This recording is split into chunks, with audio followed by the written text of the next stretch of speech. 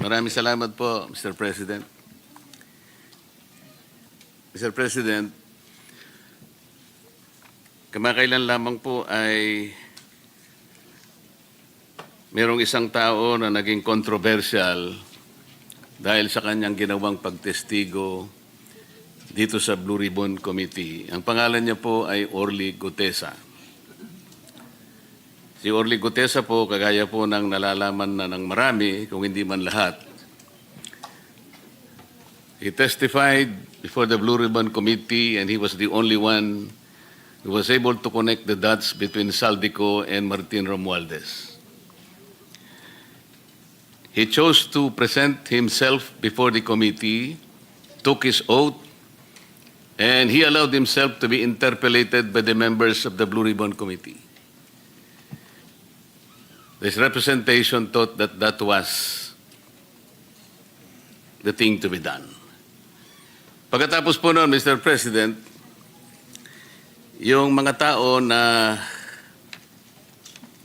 ang paniwala nila ay hindi dapat pakinggan yung statement sapagkat obviously pinoproteksyonan nila yung mga pangalan na nabanggit doon, ay gumawa sila ng paraan para discredit yung mama, meaning Orly Gutesa. Nagsimula po sila na hanapan ng butas yung nagnotaryo doon sa dokumento. Sa akin pong palagay, Mr. President, naging muti ang academic yung notaryo sapagkat yung testigo humarap naman. Maghapon na nandito po kasama natin testigo at sinagot lahat ang mga tanong sa kanya. Ngunit hindi po sila nagkasya doon. Talagang pinagsikapan nila sa pagitan ng pag-disown nung notary public ng kanyang alleged signature. Mr. President, gusto ko pong malaman ngayon, hindi po ba kalakaran na yung mga nagpapanotaryo, ibibigay lang po yung dokumentong gusto nilang ipanotaryo sa opisina ng kanilang pinuntahan at kung magkano man ang bayad na hihingin sa kanila, magbabayad po at kukunin na nila yung notaryo o yung dokumentong pinanotaryo. Hindi po ba ganun ang kalakaran, Mr. President?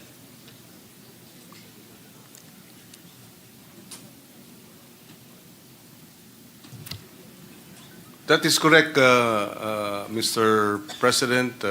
Kinakailangan ng personal appearance ng affiant. Ganun nga po ang ginawa niya, Mr. President. At kung titingnan po natin sa mga matataong lugar, for example, the vicinity of a city hall, doon po dikit-dikit po ang mga opisinang nagnunotaryo. Meron pa nga pong nasa jeep na nagnunotaryo. Pangkaraniwan po bang nangyayari, Mr. President, na yung po nagpapanotaryo bago siya umalis ay pipilitin niyang puntahan yung inaakala niyang nagnotaryo at sasabihin niya, "Ma'am, sir, pasensya na po kayo. Gusto ko lamang pong malaman kung talaga kayo po ang pumirma dito sa dokumentong ninotaryo ninyo." Nangyayari po ba yun? Sinisiguro po ba nung nagpanotaryo bago siya umalis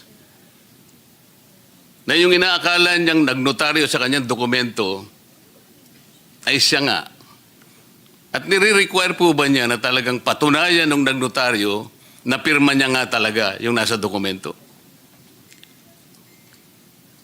Well, base sa personal kong karanasan, mayroong assumption ang nagpapanotaryo na talagang yung nagnotaryo ay mayroong komisyon. Hindi ho kickback. Ibig sabihin, notarial commission. May authority. So, I agree na hindi practice yung ang nagpapanotaryo, tatanungin pa yung nagnonotaryo, ikaw ba talaga itong pumipirma? In fact, kabaliktaran.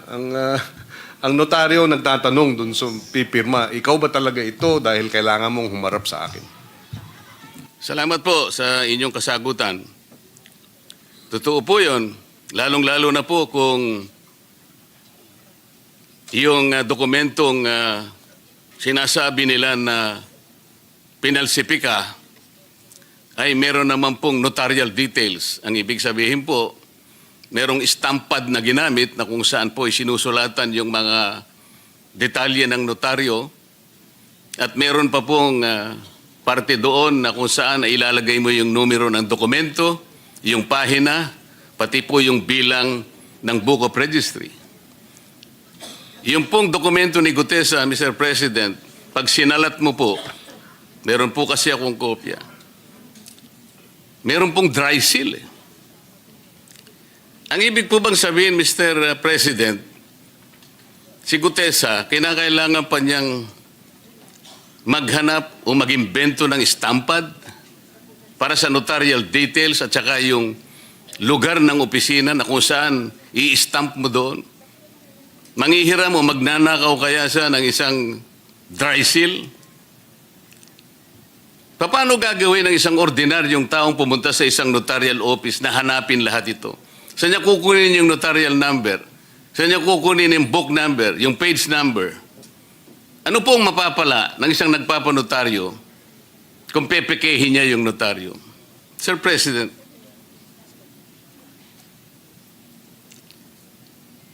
sa ordinaryong pangyayari po kailangan pa bang gawin ng isang Orly Gutesa yun?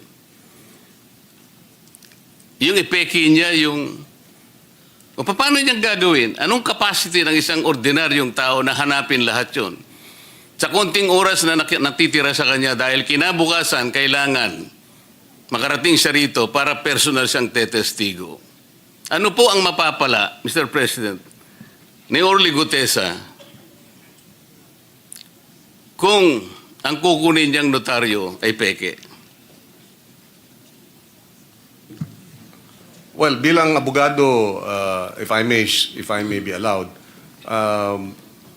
clearly, ang merong, at the very least, ang dapat may pananagutan dun, yung pumeke, rather than si Ginoong Gutesa.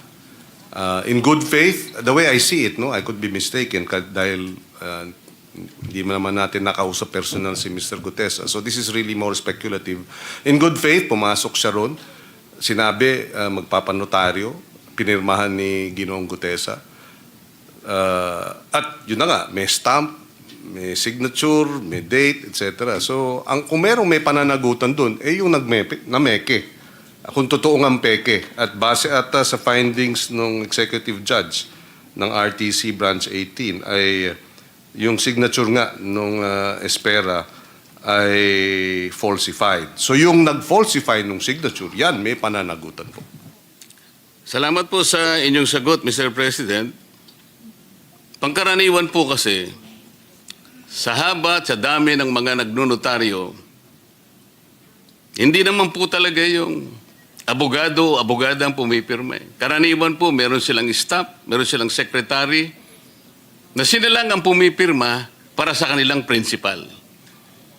Palagay ko po ito, Mr. President, ay pangkaraniwan ang nangyayari. Ang biro nga po ngayon yung notarial services na nangyayari sa ating bansa already transitioned into a cottage industry. Tama po ba yung observation, Mr. President? In practice po, maaaring ang sabihin na nangyayari yan. Pero hindi pa rin sabihin na nating legal. In other words, yung pagde-delegate ng notarial services sa isang staff is against the law. At according to our court administrator, merong isinasagawang spot checking. Sino? Ang executive judge, Carl. Ang executive judge Ng Maynila. ng Maynila para madetermina kung talagang maayos yung dokumento, yung notarial registry nung mga notary, yung mga commission, notarial commissions. Kaya ko po binibigyan ng emphasis ito, Mr. President. Yung kahalagahan po ng kanyang sworn statement, kahit na po yung ating chair ng Blue Ribbon Committee, paulit-ulit niyang sinabi na yung relevance nung testimony ni Gutesa na ginawa sa harap mismo ng committee ay nananatiling valid sapagkat pinanumpaan niya before the committee. Ngunit, ang nakakabagabag nga po, Mr. President, bakit pinipilit na ibaling sa isang bagay na hindi naman yun ang punto ng pinag-uusapan? Naging moot and academic na po, ngunit pilit na ibinabalik. At ang nangyari nga po, sa takot ng Gutesa siguro, na siya po ay kakasuhan ng perjury, kakasuhan ng falsification. Wala naman po siyang kinalaman at wala siyang kapasidad para gawin yun. Unang-una, wala po siyang motibo. Ang totoo po niyan, ako lamang po ang nagsabi sa kanya, ipanotaryo mo yan, Mr. Gutesa, kasi hindi man kita kilala eh. Parang karagdagang assurance lang sa akin na yung kanyang statement ay talagang ginawa niya ng buong buo sa kanyang sarili. Kahit na wala yun eh, tatanggapin ko naman yun eh. Sasabihin ko lang, o sige, kung talagang buong loob mo, Mr. President, sinabi ko po sa kanya, pumunta ka ron. Buong loob mo at totoo lahat ang sinabi mo, pumunta ka doon. Ganun nga po yung ginawa niya. Sa makatwid, ang akin pong gustong ipunto, kahit wala yung notaryo eh. Bakit po doon nila pilit? Doon nila pinipilit na ibaling ang pinag-uusapan. Para lamang po, para lang makaiwas, para ilihis, para linlangin ang maraming Pilipino. Ito po yung nakakalungkot dito. Si Gutesa po, nilagay niya sa panganib ang kanyang buhay at ang buhay ng kanyang pamilya. Gutesa has nothing to gain. Gutesa has everything to lose. Siguro po, sa kanyang puso, inisip niya, inasahan niya, natutulungan siya ng Estado na proteksyonan man lang siya. Dahil sa kanyang ginawa, para matulungan ang Estado, i-prosecute kung sino talaga ang may kasalanan sa malaganap at kasuklam-suklam na iskandal na ginawa ng mga taong kasangkot dito. Pero wala po eh. Wala siyang nahita. Despite his courageous testimony before the Blue Ribbon Committee, he did not get even the courtesy that he deserves. Alam po ninyo, Mr. President, sa kagustuhan ko po na kahit papano, maisaayos kung talagang sino ba yung nagnunotaryo na yun? Kung hindi man pirma ng notaryo publiko, meron at meron siyang kinakasangkapan para pumirma sa kanya. Sumulat po ako sa ating court administrator na sana po ang representasyong ito ay makahingi man lang ng mga samples ng mga dokumento, ng mga notaryong dokumento ng abogada na ating pinag-uusapan. Ginrant po yung aking letter request ng court administrator. Nahingi po kasi ako ng sample, kahit na 3 samples lang po sa bawat buwan, mula Enero hanggang Agosto ng 2025. Ang masakit lamang po na nangyari, Mr. President, at gusto ko po bigyan ninyo ng opinion, kung pwede, kung tama ang ginawa ng executive judge. Ang sabi po niya, siya ang magdidesisyon kung ano ang sample na ibibigay sa aking opisina. Do you think, Mr. President, the executive judge committed grave abuse of discretion?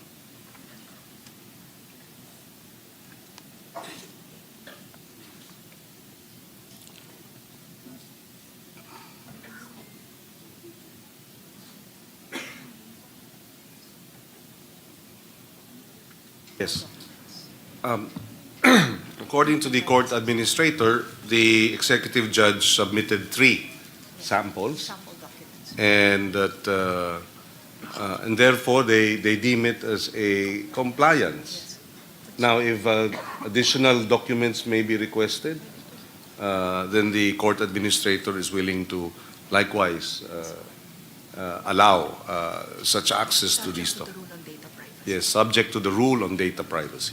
Mr. President, ang tinatanong ko po, siya po ba ang magdidesisyon kung aling kopya ang ibibigay sa amin? Kasi po yun ang kanyang desisyon eh. Pinapunta ko po yung aking mga staff doon. 3 sila sapagkat alam ko marami pong dokumento ang nandoon sa kanyang mga notarial books. Mga 8 buwan po ang ating hinihingi. So 3, marami po yun. Ang sabi po ng clerk of court, ng RTC, sinabi raw po ng judge na, I will decide which copy is to be submitted to the office of the senator. Tama po ba yun? Wala po bang kalayaan ang mga staff ko na sila na po ang pumili? Ang balak ko lamang naman po doon na, Mr. President, establish namin sapagkat alam namin merong kamuka. Sa kalipunan po ng mga dokumentong ninotaryo, makakita lang kami 3 hanggang 10 na kamuka nung pirma na ibinigay kay Gutesa, na-establish namin talaga, hindi si Gutesa ang nameke. Talagang merong pumipirma para sa kanya. That is the only objective. But we were denied. We were denied of that purpose, Mr. President. Doon po ba sa sulat ng Office Administrator, Court Administrator, sinabi po ba niya na ang mamimili po ng sample na ibibigay sa amin ay yung mismong judge? Nakalagay po ba? Nandito po kasi sa akin yung kopya ng sulat ng Office of the Court Administrator granting our letter request. Yeah, according to the court administrator, the executive judge has custody over notarial documents. Yes, through the OCC. Office of the Clerk. Yes, the Office of the Clerk of Court. And therefore, having custody of these notarial documents, they therefore have the authority and discretion to decide which of these notarial documents, if 3 were requested, then they have authority to decide which of the 3. Now, if 20 were requested, or all documents were requested, then there would be no discretion, and this could be made available subject to the law on data privacy. Mr. President, ang inihingi lang po namin ay yung kalayaang makita namin ang mga dokumento. Para sa ganun po makumpara namin, makita namin mula doon sa mga notarial books niya at sa mga dokumentong ninotaryo kung wala ngang isa man lang doon nakamuka o kagaya nung pumirma o pirma doon sa dokumentong dala-dala ni Gutesa. Yun lang po yung objective eh. Kasi po pagka kinontrol ng judge, nasa kanyang control talaga sapagkat napagtibay nila talaga doon sa kanyang naunang order na hindi nga pirma ng abogado. Naniniwala naman po tayo doon eh. Pangkaraniwan kasi hindi naman yung abogadong pumipirma eh. The chances are, the one assigned to be there in that office, kung sino man yon, the notary public allowed him or her to sign for her. Sa mga kapatid, hindi talaga pirma niya yon. Kaya po, ang aming objective, kaya ako humihingi ng sample, kaya ako pinapunta yung aking mga staff, para kami na yung humanap, makahanap man lang kami, nakagaya nung pirma na yon. At alam namin, meron kaming makikita. But for the judge to insist that she will be the one to select, natural lang, pipiliin niya yung hindi kagaya nung pirma kay Gutesa. I think that is very understandable, Mr. President. I share the concern of the good senator, and because of this, I clarified with our court administrator Actually, access to all the documents, provided that it is under supervision of the clerk of court. Your staff this may be granted. Access to all the records, provided that the clerk of court is there to supervise and to monitor the the going through these documents, good Senator. Ayun na po yung iniisip ko ngayon, Mr. President. Total, nandyan naman po yung Office of the Court Administrator. Pwede po bang yung mismong libro na ang makita ng mga staff namin mula Enero hanggang September 2025? Ma-examine lamang po.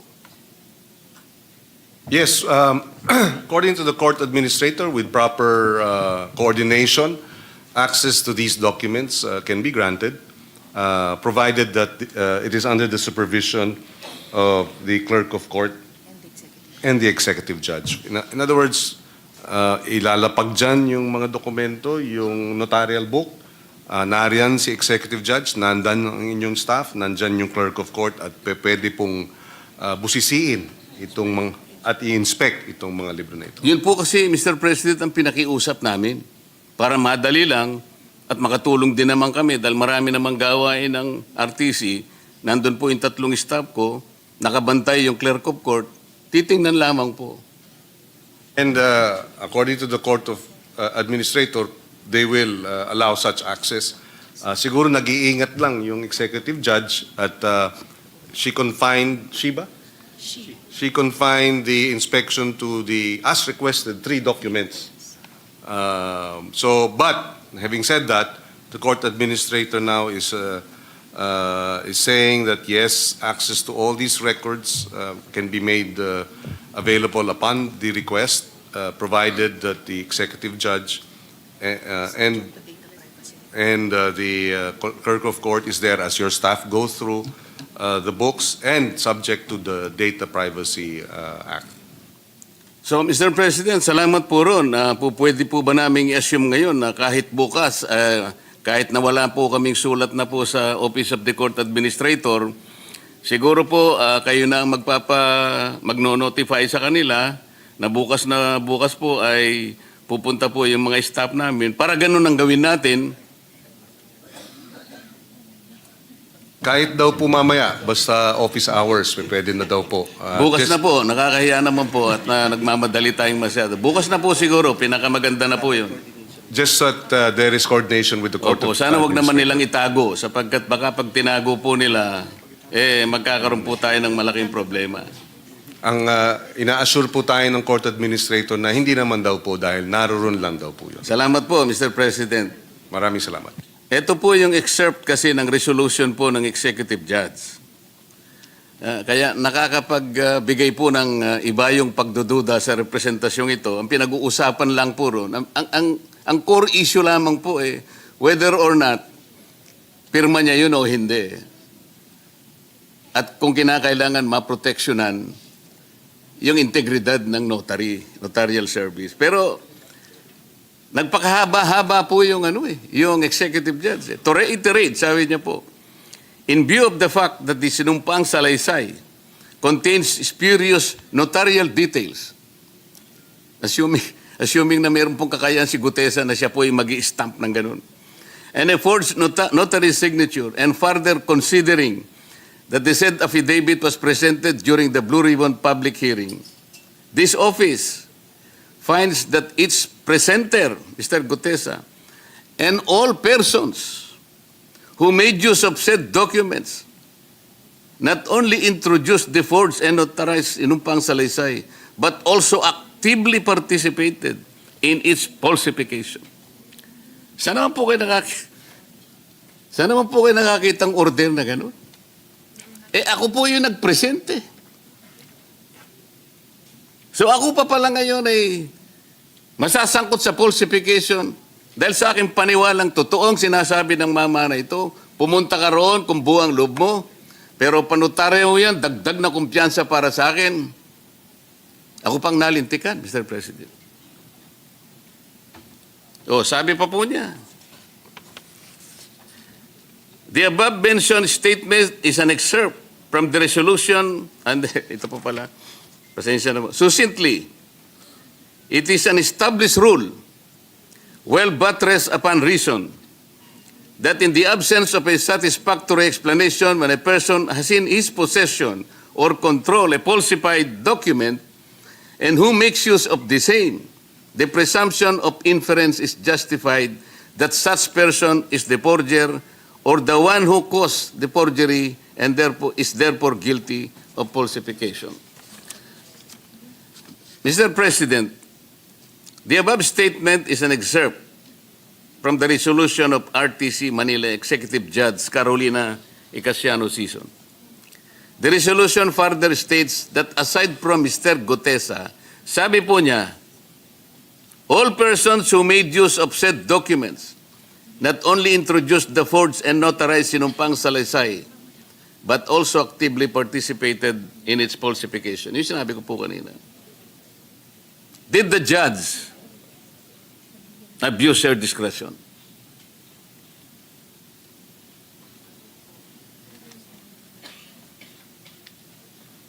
Well, according to the court administrator, it is their view that no, because there is a presumption of regularity. And if I may, well, I was listening to the good senator. Sabi kasi absent the facts, absent the evidence to the contrary, no? Or information to the contrary.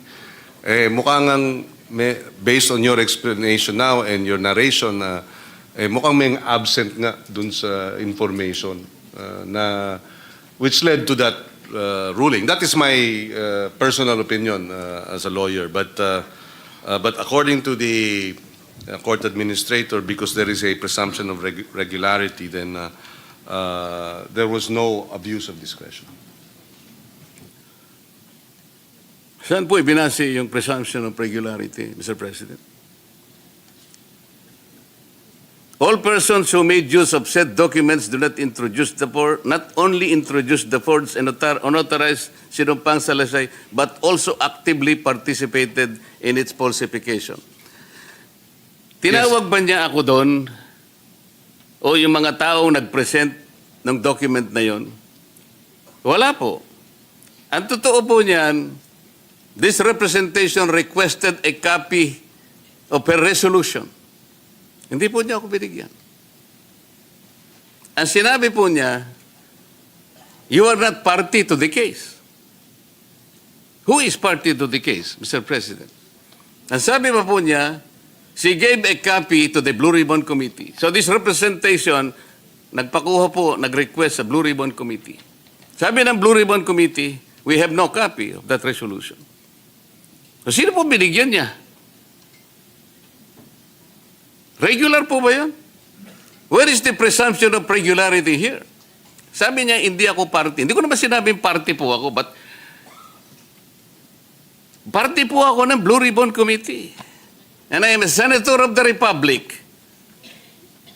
Hindi man lang ako bigyan ng resolution. What is so secret? What is so spectacular about this resolution? Bakit po? Why did she lie na binigyan niya Blue Ribbon Committee only to know that she did that? And then we presume that there is regularity in her action. Why? Mr. President. Well, according to the court administrator, the executive judge, they would assume knows her responsibilities, is aware of her role, her responsibility, and the authority given to her as custodian of the said documents. And that's where the presumption of regularity of her actions kick in, Mr. President. Mr. President, the presumption is disputable, isn't it?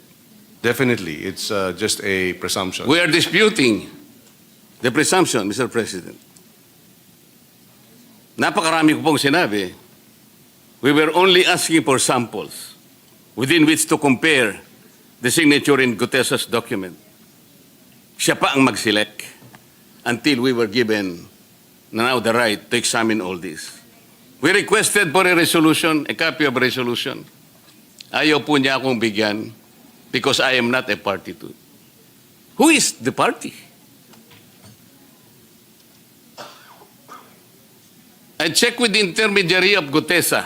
Ang sabi sa kanyang resolution, meron daw po sabina kay Gutesa. The family said there was no notice, there was no subpoena that reached our residence. Ito po ang nangyayari. May problema po ba tayo, Mr. President? Dapat po siguro tinutulungan natin ang mga taong nagkukusa para tumulong, para hanapin ang katotohanan. Kahit na malagay sa alanganin, sa panganib ang kanyang buhay. Pero anong nakuha niya? Sino po ngayon ang magnanais pa na lumabas kahit may nalalaman siya na tumulong para matuntun natin kung sino may kasalanan? Walang iniwan sa isang tao na pumunta sa barangay, Mr. President. Nagsumbong. Yung pong taong yon, Mr. Barangay Captain, magnanakaw po yun ang kalabaw. Alam po ninyo kung sino yung diniscredit, kung sino yung inusig. Yung nagsumbong na may magnanakaw ng kalabaw. Yung magnanakaw ng kalabaw, hindi man lang.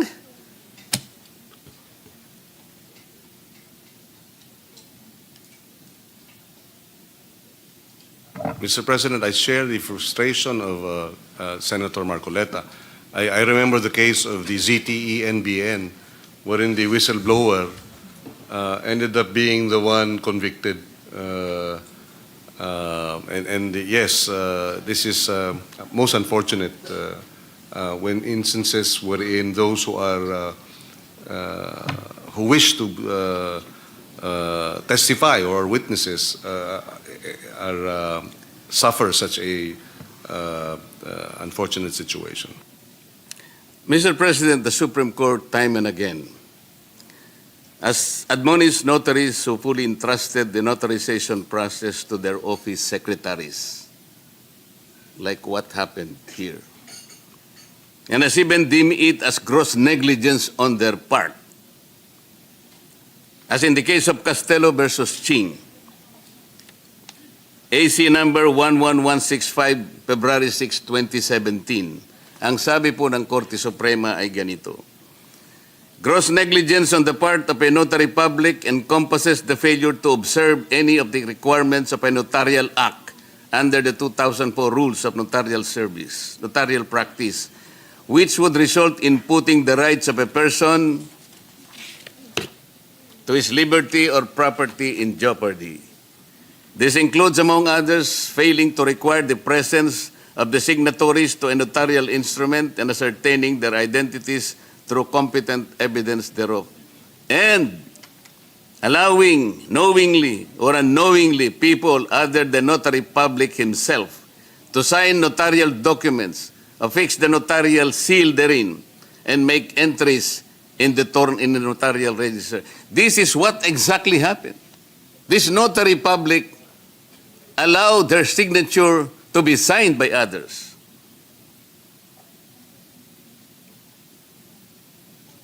To use their notarial seal by others and make entries in the notarial register. Hindi siya mismo. Isipin po niyo yung lugar niya. Pinakunan namin ng litrato. Ano po yung nakapaskel doon sa isang maliit na opisina na yun? Tabi ng kalsada. Dikit-dikit ang mga notarial offices. Alam po ba niyo yung nakalagay na sign? Affidavit. Notarial affidavit. 24/7. So hindi na natutulog yung abogada ron kung siya nga yung nandun. Ilan na pong mga notaryo publiko ang na-admonish o kaya nasuspindi o kaya nasira, inalis sa notarial practice, Mr. President. Kasi po ang kanilang mga sekretarya na lang o mga staff ang talagang, yun naman po ang nangyayari, kalakaran na po yun eh. I think even the Supreme Court can take judicial notice of this particular industry.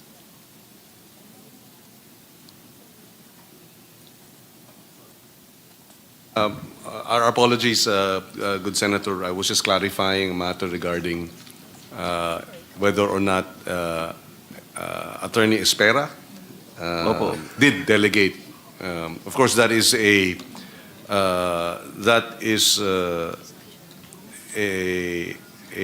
accusation or a allegation, rather. And if proved to be true, then definitely Espera should be held to account for that.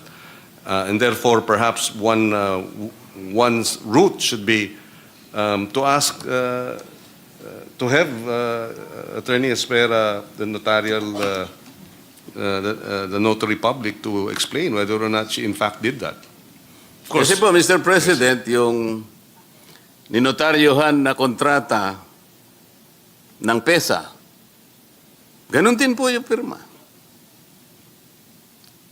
Si Attorney... Sino yung Comelec? Sino yung Comelec? Romy Macalintal. Nung makita niya po yung dokumento ni Gutesa na yung pirma gano'n, kapareho din ito yung mga... Ipinresent nila rito yung intervenor sa isang barangay. Ang dami po nito. Kapareho din po yun eh. Kaya po, tinatanong ko, ilan na po yung nasuspindi kaya? Ilan na yung na-reprimand? Ilan na yung kinastigo ng Korte Suprema? Baka naman po, mangilan-ngilan lang, kaya po siguro naging cottage industry na po ito eh. Gaano po tayo kaingat yung pagbabantay sa ganitong mga ginagawa ng ating mga abogadong nagnonotaryo po, Mr. President? according to the court administrator, marami na raw na suspend, no? Na notary public dahil dito sa ganitong mga hindi tamang mga kilos at very serious ang Korte Suprema sa ganitong mga usapin when it comes to notarial commissions and such acts, such malpractices. Gano'n na po kaya karami, Mr. President? Kasi po kung ibabatay natin sa mga notary publics na nagkalat na po, parang mga kabuti na nagsulputan sa napakaraming mga lugar, lalong-lalo na po sa mga mataong lugar. Ganyan lang po sa City Hall po, wag na tayong lumayo, makikita po ninyo yung dikit-dikit na nagnunotaryo na wala po kayong makikitang abogado ron. Yung iba po, itatakbo pa nga sa isang skinita. Pagkatapos, hintayin mo ako riyan. Pagkatapos mo magbayad ng kaulang halaga, tsaka niya ibabalik sa'yo. Gano'n po karami? Wala daw po ngayon, right now, ang numero. They will be submitting. So, Mr. President, ina-assume po natin yung dami po ng nagnunotaryo ngayon na dikit-dikit sa paligid ng mga city halls ng ating bansa. Lahat po ba yon ang pumipirma yung mga abogado? Under the law and the commission, dapat. Dapat Now, po. Yes. Pero sa nangyayari, sa totoong buhay, sila po ba yung nandoon na nagnonotaryo, Mr. President? Well, dapat din under the law, pero yung realidad, Hindi po, hindi ba? maaaring ang merong dinedelegate. Yun nga po eh. Si Gutesa ay biktima po rito. Siya po yung nabiktima rito. Pero siya ngayon ang kakasuhan ng falsification, ng perjury. Ang tanging kasalanan niya ay lumabas lamang at nagpasya para tulungan ang Estado hanapin kung sino ang utak ng makawalang hiyang nangyari sa ating bansa.